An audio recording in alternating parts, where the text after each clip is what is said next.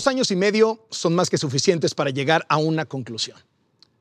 Lo que hay en México no es un proyecto de país, mucho menos una gran transformación. No hay plan, no hay rumbo, pero eso sí, hay muchas palabras.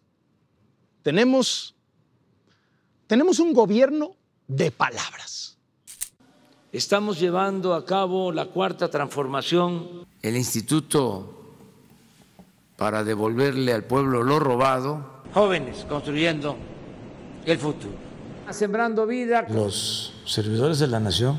Un índice alternativo al llamado Producto Interno Bruto, que va a medir la felicidad del pueblo. Entre lo épico y lo cursi, el presidente es una máquina de decir frases pegajosas, de sacar palabras domingueras, de inventar nombres rimbombantes. A veces parecen de campaña, a veces parecen de secta religiosa. Hablar como instrumento central de gobierno. ¿Realidades? No, realidades cero. ¿Resultados concretos? Casi ninguno. Bla, bla, bla. Propaganda, pues. Pura propaganda. Por eso, el centro del gobierno, el verdadero centro, es la conferencia mañanera. No se gobierna, se habla y se habla y se habla. Para atender las causas que originan la violencia. Va a estar funcionando el sistema de salud pública como en Dinamarca. No somos iguales. Ya se domó la pandemia. Vamos a limpiar el gobierno de corrupción de arriba para abajo, como se limpian las escaleras. Vamos bien, en general, bien y de buenas. Por eso no importa que el gabinete esté lleno, como el presidente dice, de floreros, porque el verdadero equipo del presidente es de propagandistas, habladores, paleros, porristas, los epigmenios, los Jesús Ramírez, los Villamiles, sus ejércitos de aduladores de carne y hueso, sus ejércitos de robots digitales. Esos son más importantes que los secretarios. Por eso es más relevante el verborreico y propagandista zar de la pandemia que su propio jefe, el secretario de Salud. Son ellos los que defienden las fantasías. Yo tengo otros datos. Tengo otro dato. Yo tengo otros datos. Están mal sus datos. Yo tengo otros datos. Ya ven que yo siempre tengo otros datos, ¿no? Lo suyo, lo del presidente no es gobernar, es combatir la realidad, inventarse su propia realidad y mandar a sus paleros de la mañanera o a sus moneros o a sus youtuberos cultivados en casa a defender esa realidad inventada. 2 son los objetivos principales de su ejército de propagandistas. El primero es el culto a la personalidad de su líder. No le pasó nada. Pero esta es una imagen del presidente. Hay que hacer las cosas ya estuviera aquí el Estado Mayor. Tiene mucha energía, de verdad, y usted es como un corredor keniano. O sea, realmente lo hemos visto ni siquiera con un resfriado. Yo nunca lo he visto a usted bostezar, por lo menos aquí en las mañaneras, y eso es un ejemplo, yo creo que para todos. Yo quiero agradecerle el alto honor de permitirme estar en estos ejercicios de comunicación circular ya por 2 años. ¿Qué hace el presidente para hacer con tan poco mucho? Me dijeron esto: Mari, dale un abrazo al señor presidente. Y les dije: me canso ganso que sí se lo doy. Pues si me permite, se lo puedo dar. A ver, venga. ¿Verdad? Gracias, señor presidente. Muy amable. Gracias. El presidente prefiere un periodismo estilo dictadura, donde los reporteros no investiguen, no cuestionen, no critiquen, sino que se dediquen a aplaudir. No importa que la realidad sea otra, no importa que el presidente más feminista de la historia defienda a un presunto violador de mujeres, que el presidente más honesto solape a corruptos de su gabinete, que el presidente de los pobres minimice 10 millones más de pobres por la pandemia, que el presidente de la salud cargue sonriente más de 300,000 muertos por COVID y diga que la pandemia le cayó como anillo al dedo. que el presidente nacionalista se haya entregado a los brazos de Trump, el más feroz antimexicano.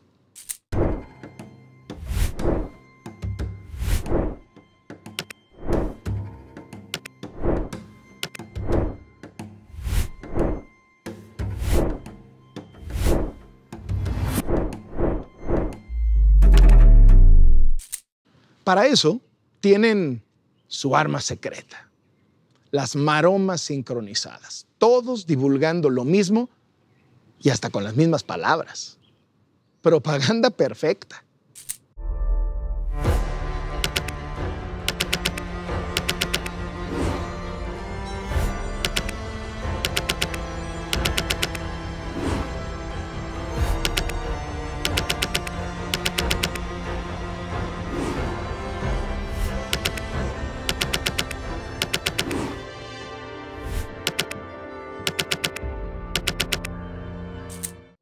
El segundo objetivo de este aparato estatal de propaganda es el acoso incesante a quien se atreva a decir que el emperador va desnudo. Por eso los periodistas y los medios son para ellos enemigos, enemigos favoritos. No responden a las investigaciones periodísticas con datos o con documentos porque no los tienen.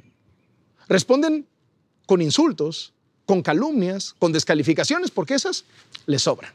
Son de estos reportajes que se hacen con propósito de afectar políticamente. Es ese afán de querer debilitar a nuestro gobierno.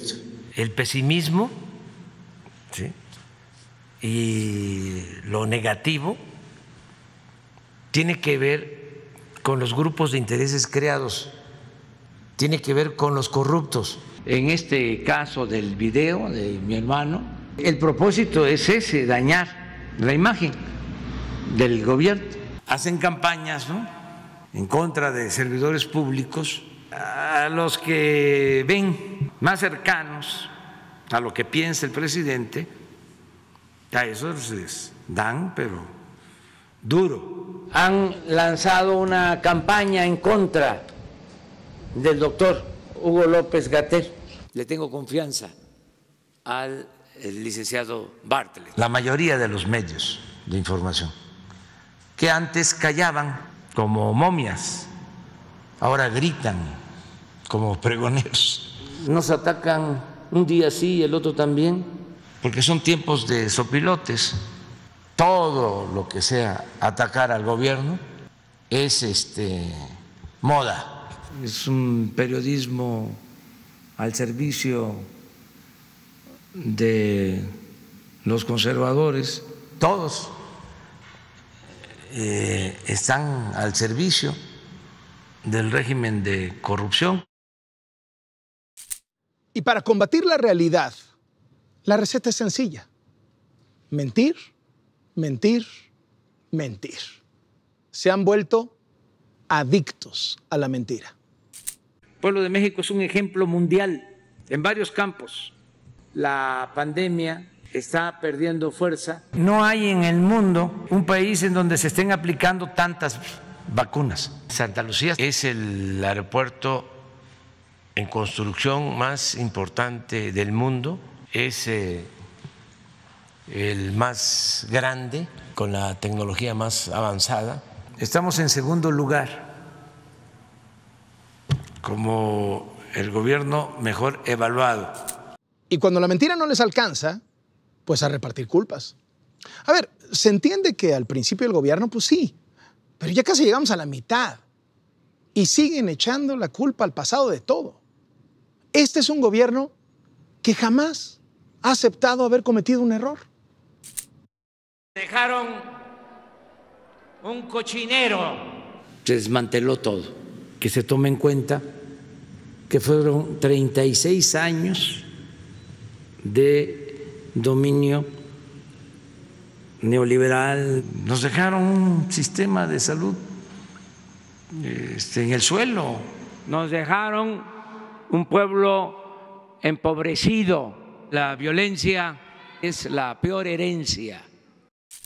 Honestos que roban, liberales que se alían a un partido religioso, progresistas que promueven cartillas morales, izquierdistas que imponen programas de austeridad neoliberal salvaje, demócratas que aplauden la concentración de poder, soberanistas que defienden a Donald Trump, civilistas que dan más y más poder a los militares, defensores del voto que construyen su aparato electoral desde el gobierno, feministas que arrojan un ya chole a las denuncias de las mujeres, humanistas que se mofan de ancianos haciendo fila bajo el sol para vacunarse, un presidente sin privilegios que tiene acceso a un tratamiento especial contra el COVID y su gabinete es aceptado en hospitales aunque no tenga síntomas graves, honrados que tienen el índice más bajo de licitaciones, transparentes que ocultan más información que nunca, honestos que falsifican documentos para justificar apagones por ineptitud, diferentes que meten operadores electorales en la vacunación.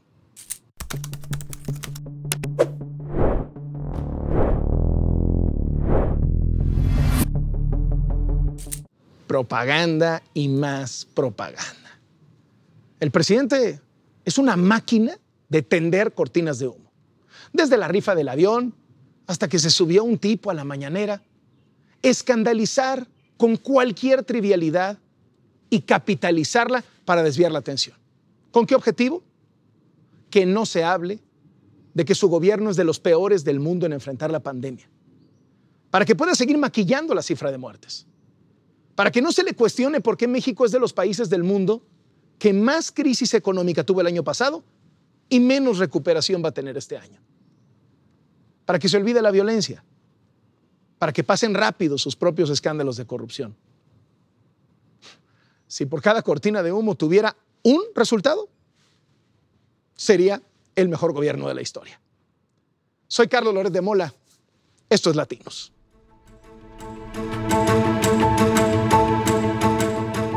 Este hombre fue pieza clave del Pacto por México desde la Cámara de Diputados. Y tan pronto salió de ahí, su fortuna comenzó a florecer.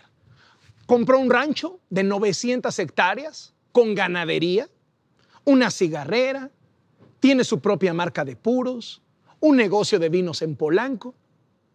En la política lo conocen sencillamente como Cházzaro. Hoy se presenta como operador central, tanto en el PRD como en la alianza opositora. Y además, ya amarró una diputación federal plurinominal. Está en el número 1 de la lista.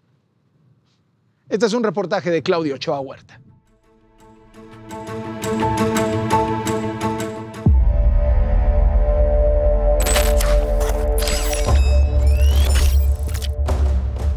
Más de 900 hectáreas de terreno, una hacienda completamente remodelada, una ganadería con orígenes legendarios, inversiones multimillonarias en otros negocios. Un hombre detrás, Luis Ángel Jariel Espinosa Cházzaro, de los pocos integrantes que le sobreviven al PRD, operador político y financiero del grupo de los Chuchos, encabezado por Zambrano y Ortega.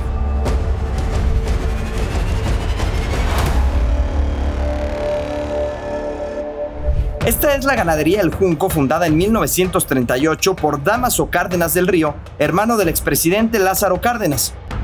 Ahora, al menos en los papeles, es de Luis Ángel Jariel Espinosa Cházzaro. Cházzaro, como le gusta que le digan, fue diputado federal con el PRD de 2012 a 2015, época en la que se convirtió en uno de los principales gestores del Pacto por México y en la que presumía relojes de $25,000, en ese entonces equivalentes a 350,000 pesos. Justo después de dejar su cargo en San Lázaro, compró la ganadería ubicada en Sinapecuaro, Michoacán, estado que gobierna otro perredista, Silvano Aureoles. De acuerdo con escrituras obtenidas por Latinos en el registro público de la ciudad de Morelia, Michoacán, Cházzaro compró la ganadería el 2 de agosto del año 2016 a través de una empresa de nueva creación denominada Inmobiliaria El Junco, SADCB. En los documentos, Cházzaro aparece como administrador en la sociedad. La única escritura localizada en el registro público marca que la compraventa fue de un monto de solo 7 millones de pesos por 350 hectáreas de terreno. Sin embargo, La ganadería tiene más de 900 hectáreas y una hacienda incluida que superaría un costo de 30 millones de pesos, sin contar los gastos para remodelar el casco donde se encontraban las habitaciones. Después de la nueva compra, Cházaro construyó una capilla, mejoró el ruedo de tienta y las caballerizas. De afuera se encargó el gobierno. El camino rústico de piedras y palos que llevaba a la ganadería ahora se convirtió en un sólido puente de concreto. Pero la crianza de toros bravos ya no es prioridad en el lugar que llegó a tener 180 cabezas y envió corridas a la Plaza México. Ahora la inversión está enfocada en la siembra de aguacate. Para eso fue necesario instalar un megasistema de riego en una zona donde prácticamente solo sobrevive el huizache. Los árboles nuevos en las huertas de aguacate destacan entre el campo árido. Camionetas y equipo especializado en riego entran y salen del junco constantemente, igual que los invitados especiales. Apenas en mayo de 2019, Cházaro armó su festejo de cumpleaños en grande. En el escenario, Diego El Cigala, reconocido cantante español de flamenco con orígenes gitanos. Aterrizó en el aeropuerto de Morelia en un jet privado y de ahí se trasladó unos cuantos kilómetros a la ganadería. A dueto con él, Francisco Céspedes. Al lado del cantante de origen cubano, en esta foto, el gobernador Silvano Aureoles, el festejado Luis Cházaro y el matador Ernesto Javier Calita, porque no solo hubo música y fiesta, también tienta.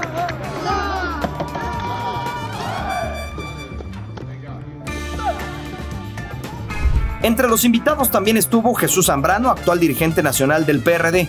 Prácticamente todos se volvieron a encontrar públicamente el 14 de febrero pasado en el nombramiento de Carlos Herrera como su candidato a la gubernatura de Michoacán.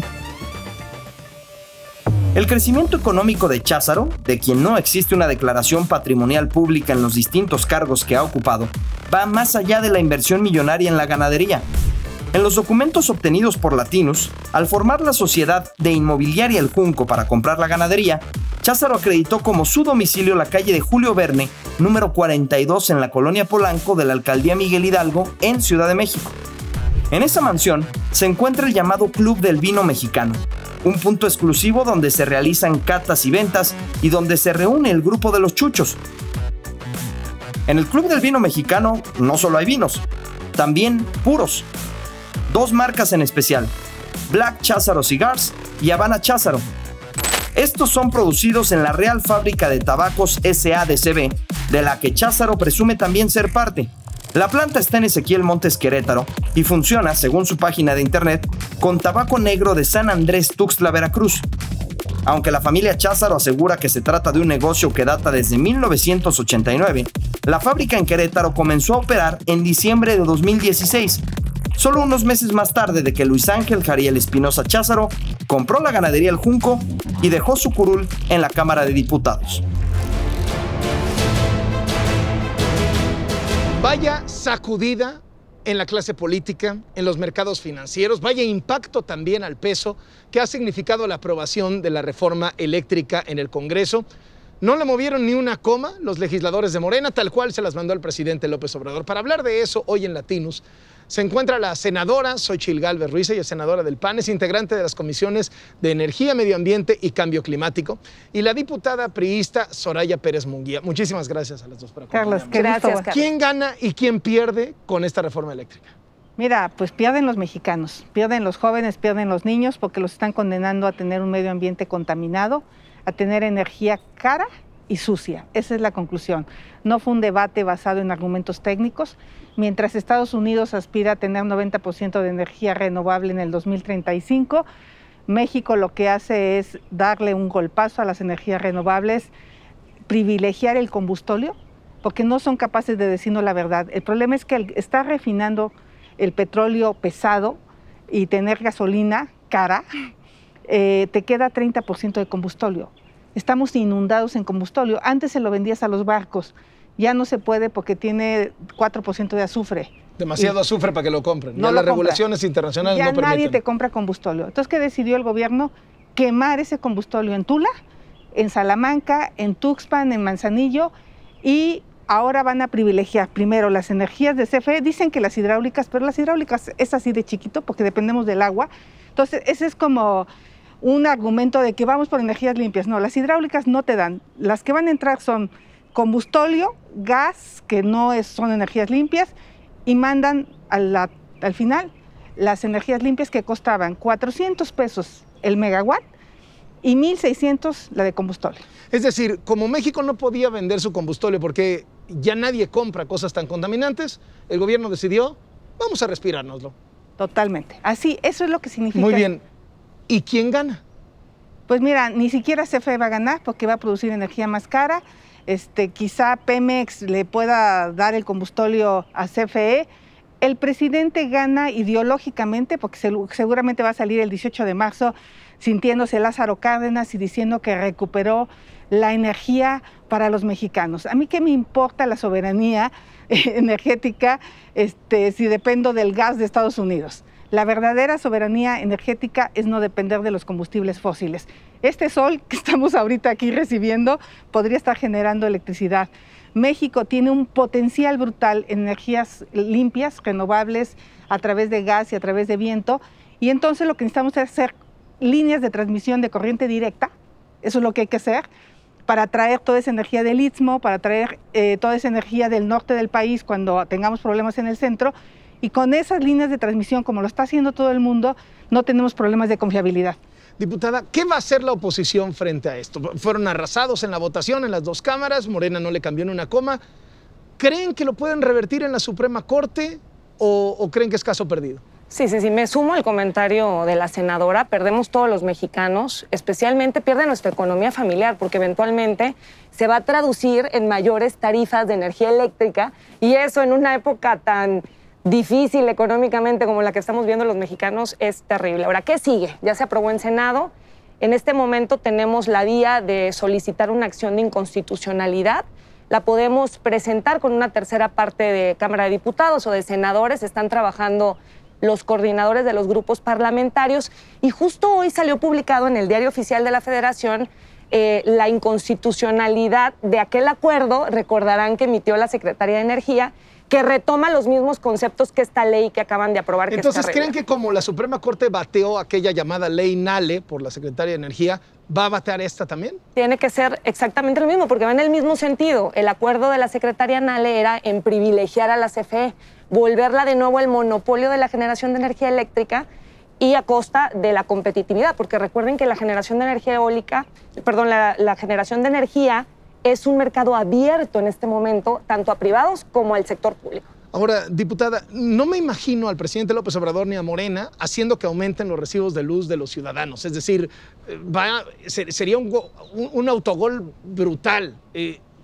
Pues, si no ¿Estás segura que va a subir? Si no lo aumentan, tienen que meterle subsidio. Es el caso de Tabasco. Yo soy la única diputada federal de oposición en la tierra del presidente. Nosotros sufrimos las altas tarifas de energía eléctrica en Tabasco todo el tiempo, y la forma en la que lo están solucionando es con un subsidio que al final va a pagar el gobierno federal, el gobierno estatal y nosotros los tabasqueños. Entonces lo mismo va a pasar. Le van a tener que meter dinero bueno al malo, y eso es terrible porque va a estar a costa de programas sociales, de generación de crecimiento económico, o sea, le quitas de empresas, hospitales, etcétera. le quitas escuelas, Totalmente. le quitas a programas sociales de los pobres y le vas a tener que subsidiar los recibos de luz. Sí, el presupuesto es finito y hay que usarlo con inteligencia. Senadora, no puedo yo hablar de la CFE sin hacer escala en la figura del director general de la Comisión Federal de Electricidad, Manuel Bartlett. ¿Cómo le va a Bartlett con esto? A ver, pues Bartlett va a tener un poder impresionante. Yo lo dije claramente en tribuna, seguramente va a incrementar el número de casas que tiene hasta hoy, porque él va a tener la decisión de presentar ante la CRE, que está totalmente cooptada por el presidente, no es nada autónoma, y decir, a ver, esta empresa me late que hizo malas cosas, entonces cancélenle el contrato. Y entonces esa empresa se debiera sentar con él sin reglas claras, no es un juez, la CRE no es un juez, y van a decir, bueno, pues si te sueltas un moche, pues a lo mejor ya no te vamos a cancelar el contrato. Va a haber una discrecionalidad, porque ellos pueden cancelar todos los contratos de autoabasto, que tienen muchos años, a todos los productores independientes de energía, pero esta ley le da manga ancha a Bartlett para decidir a quién le cancela contratos. Y los nuevos contratos, antes eran con subasta, por eso tenemos precios de $20. Ellos dicen que es un precio artificial, ni modo que todo el mundo se puso de acuerdo. En todo el mundo la energía renovable anda en $20, en todo el mundo. La de ellos anda en 130, 140 dólares. Entonces, él va a decidir a quién le asigna los nuevos contratos de generación. Antes era por una subasta pública, donde llegabas, pujabas y decías, a ver, yo 24, yo 22, yo 20, órale, se la lleva el de 20. Todo el mundo la veía, todo era transparente. Hoy la CFE, de manera unilateral, sin subasta, va a decidir quién produce la energía de este país. Con todo este poder a Bartlett, le dan una capacidad de extorsión sin par, o sea, inempatable. Te lo juro que así es. Basta que la CFE presente a la CRE a quien quiere cancelarle los contratos, y eso, por eso se cayeron los mercados. Porque tú viniste a un país a invertir con unas reglas. Te invitaron, te trajiste los fondos de los pensionados, que por cierto hay fondos mexicanos, hay bancos mexicanos. Las reglas eran claras y te cambian las reglas. Entonces, ¿qué te queda? Pues demandar, irte a paneles. ¿Y qué viene? Yo te quiero decir qué viene con esto. Lo que viene también es que van a subir los productos. Porque si no le suben la luz a los usuarios, se la van a subir a los empresarios.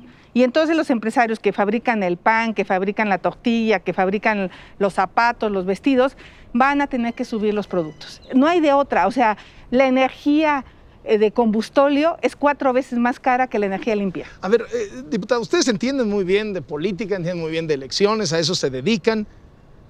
¿Por qué entonces el presidente está tan seguro de que esto está bien? O sea, si va a generar aumento de precio, si le va a quitar presupuesto para sus programas sociales que son pues tan consentidos, si le va a generar que se vayan empresas, que se pierdan empleos, ¿por qué está tan seguro, tan firme de hacerlo? No, él lo que quiere es discrecionalidad de aumento de la corrupción. Mira, la eliminación de las subastas eléctricas, las subastas, como lo explicaban, es una especie de licitación pública. Es un proceso abierto, transparente, en donde llegan postores y se elige al que nos da la energía de mejor calidad, que en este caso es la menos contaminante y la más barata. Al desaparecer las subastas eléctricas quieren discrecionalidad y corrupción, o sea, eso no hay de otra. Todos en este gobierno sabemos que son 80% las asignaciones directas. Nunca antes había visto un nivel de asignación directa tan grande en prácticamente todos los rubros, incluido el tema de medicinas en este momento, que se nos están elevando los precios. Entonces, quieren más corrupción y quieren más discrecionalidad. Desde mi punto de vista, eso es. Ahora, equivocado el concepto de soberanía energética, porque para mí soberanía energética es que nos llegue la energía a nuestros hogares, y lo que estamos teniendo son apagones. Por eso le llamaban la ley apagón. Entonces, ¿va a haber más apagones? ¿Usted? Por supuesto que va a haber más apagones. La CFE es ineficiente y quieren privilegiar a la CFE, pero para privilegiar a la CFE se requiere que sea a través de la competencia, de la eficiencia, de que pueda competir en condiciones no discriminadas, ¿no? El otro día el presidente presumió que había Pemex sentado, casi doblado a Odebrecht con un acuerdo que tenían de suministro de gas, y que gracias a esa renegociación en condiciones favorables para el gobierno se había ahorrado el gobierno más de 10,000 millones de pesos. ¿No será que el presidente esté tratando de meterle presión a estas empresas para que donde haya abusos, él pueda agarrar y recuperar dinero, y que en el fondo no sea tan grave como se está planteando, sino que quiere sentarse en la mesa de negociación, ahora sí que como se dirían, con más fichas? Lo que yo creo es que hicieron mal las cosas en CFE. Lo que debieron hacer es tener contratos de cobertura de mediano plazo, porque evidentemente lo que pasó en Texas no había pasado en 150 años. O sea, es un caso pues muy especial. Pero lo que no puede hacer un gobierno es dejar de cubrirse, dejar de cubrir el suministro de gas en el país. Ahora, contrario a lo que está pensando Morena, el gas natural es un combustible que se le llama de transición. Es menos contaminante que el combustóleo y que el carbón, pero, no se compara con la luz, mucho con más el solar, ¿no? que el carbón y el combustóleo, por Dios. Entonces, lo que se debe de hacer es efectivamente el plan que se tenía y el plan que prevé la Ley de Transición Energética, que es ir transformando todas las plantas de CFE que usan gas natural o ciclo combinado por plantas que necesitan energía de fuentes renovables. Senador, ¿no será una posición de negociación? A ver, me encanta esa pregunta, Carl. Por supuesto que hubo abusos. Y esa parte yo sí se la compro al presidente y me parece impecable. Yo hice una propuesta en las reservas de que previo un juicio ante un juez se cancelen esos contratos. Y los que ya ahorita de alguna manera violentaron los contratos tendrían que cancelárselos ellos. No es tendrían decir, que no fuera una decisión de Bartlett, Exacto. sino que fuera una decisión de un juez. Que Totalmente. un juez especializado que dijera, ¿sí? Abusaste, no cumpliste, Vámonos. tú sí para atrás. Eso yo hice una reserva para cubrir esa parte que me parece indispensable. Sí detecto algunos contratos abusivos y leoninos, pero son los menos. Y estás castigando a todo el sector por a lo mejor 3, 4 contratos que quedaron por ahí, que me parece que debían de renegociarse. ¿No es un poco lo mismo que pasó con las estancias infantiles, con los fideicomisos? Lo mismo. Entonces, ¿qué es lo que tendríamos que hacer en ese sentido? Si hoy CFE detecta que hay un empresario abusivo y tiene elementos, hoy le podría cancelar el contrato sin cambiar la ley, porque hay cláusulas de rescisión del contrato. Si CFE detecta que un funcionario de mala fe privilegió un precio de gas, privilegió a una empresa, ese funcionario tiene que ser castigado y metido a la cárcel. Esa es la parte en que yo le doy la razón. Le doy la razón en que los contratos de autoabasto era necesario a lo mejor subirle las tarifas de transmisión. Yo estoy de acuerdo.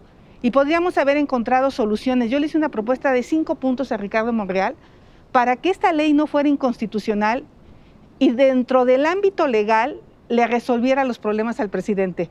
O sea, trato de ser propositiva. El problema es que en esta ley, si ese es el argumento, lo que hiciste fue privilegiar el combustóleo, fue condenar a los jóvenes a que no puedan hablar de la electricidad de las cosas, de los autos eléctricos, mientras el mundo está hablando de producir para 2035 el 50% de automóviles eléctricos, el país está atrasado. O sea, no justifica este combate de la corrupción del presidente, que además no va a acabar haciendo nada porque Bartlett se va a arreglar en lo oscurito, pues a mí me parece inaceptable.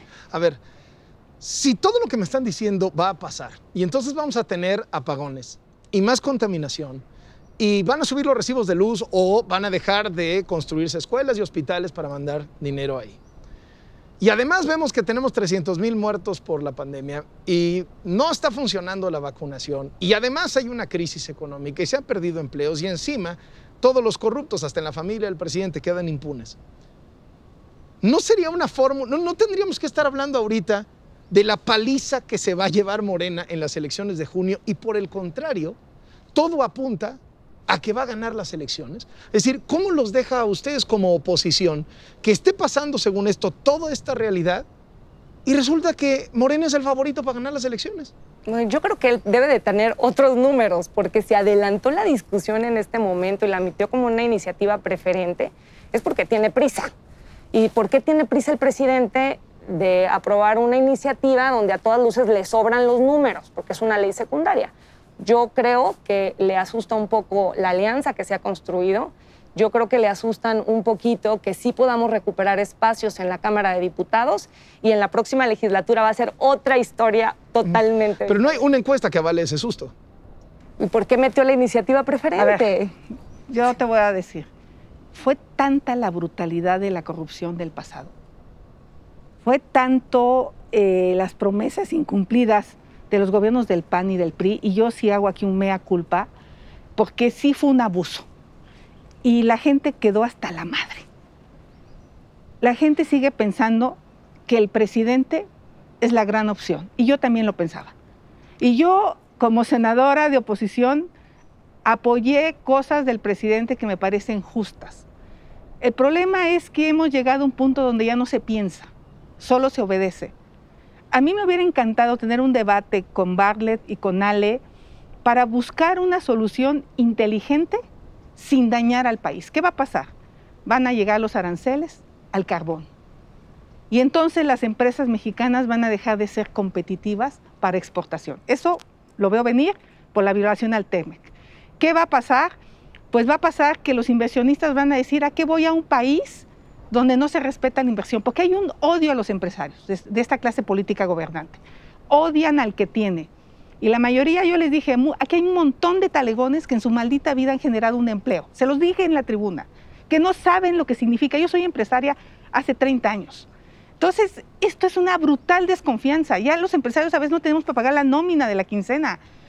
Y mandar este mensaje de desaliento a la inversión, sí va a generar desempleo. Tu única industria que tienes de exportación la vas a poner en riesgo por la violación al TECMEC, pero no lo entienden porque es un tema ideológico, porque ellos lo que buscan es decirle a la gente el 18 de marzo que recuperaron la soberanía energética, condenando al atraso a las nuevas generaciones. Entonces, tiene esa popularidad porque lo que se hizo en el pasado es terriblemente mal, Carlos. La verdadera oposición son las mujeres, y lo pregunto a dos mujeres legisladoras, y lo pregunto porque viene ya antes del 18 de marzo, el 8 de marzo, que si no se hubiera atravesado la pandemia, tenía en jaque y contra las cuerdas al presidente López Obrador el movimiento de mujeres, y parece que está volviendo a suceder por el tema de Félix Salgado Macedonio. Sí, nos han subestimado el poder de las mujeres. Nosotros en Cámara de Diputados ya somos 241 legisladoras. Es la legislatura de la paridad, nunca antes habíamos tenido tantas mujeres legisladoras. Pero bueno, mi aspiración es que las mujeres sí hagamos valer nuestra condición de mujer. Y lo que se ha visto muchas veces en la Cámara es que más bien somos una oficina de gestión del presidente. Solo lo que viene del presidente se aprueba, e incluso nuestros propios temas para sacarlos adelante son un problema y son una tortura. Pero bueno, yo confío en que este 8 de marzo nos volvamos a organizar, porque sin duda los temas de mujeres se han visto fuertemente afectados, estancias infantiles, recursos para el cáncer, incluyendo el cáncer de mama, que es una afección fuertísima de nosotros las mujeres, y cervicouterino. En fin, es un desastre lo que tienen en la política de mujeres en México. Mira, pues es que el problema también del patriarcado es un tema cultural. Pues creo que el 70% de las mujeres apoyan a Félix. Es increíble, ¿no?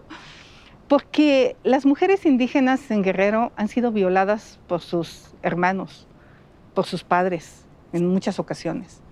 Hay una violencia brutal hacia la mujer silenciosa, y te lo digo porque yo vengo de ahí. Yo la sufrí con mi maestro de ingeniería, que me tocó las piernas en el primer semestre, y no dije nada. Entonces, tiene que haber una racionalización de todas las mujeres a través de la educación, de que eso está mal. Pero muchas mujeres lo silencian, lo guardan, lo ven como una parte de una cultura. Hay un grupo de mujeres que estamos aquí dando la pelea, pero no es la mayoría. No es la mayoría, y en todos los partidos hay una cultura patriarcal, en todos. Lo que no se vale es que el presidente se aferre a que sea candidato una persona que está acusada de violación. Ese es el extremo. Y yo creo que las mujeres sí le tenemos que cobrar esa factura a él y a cualquier partido que se atreva a seguir protegiendo a violadores, a golpeadores, a gente. Mira, ve a Napoleón Gómez Urrutia cómo me atacó en el Senado. Y no lo hace con un hombre, el desgraciado, lo hace con una mujer. Yo estaba argumentando y interrumpió, y porque se tenía que ir a una cena, porque por cierto ya ni votó. Esas son culturas machistas de maltratar a las mujeres. No me dio una argumentación inteligente de la reforma energética, me dio una argumentación de que tenía prisa y que ya se votara. ¿Por qué? Porque la instrucción era votar, no debatir.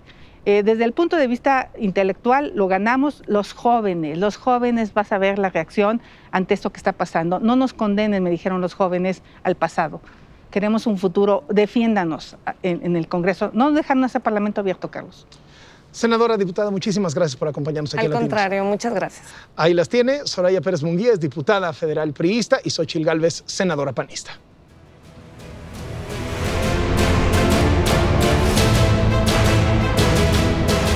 Pemex, Dos Bocas, el aeropuertito, la ley eléctrica, el tren. Debemos ser un país muy rico, porque seguimos pagándole los caprichos al señor. Nos vemos la próxima semana.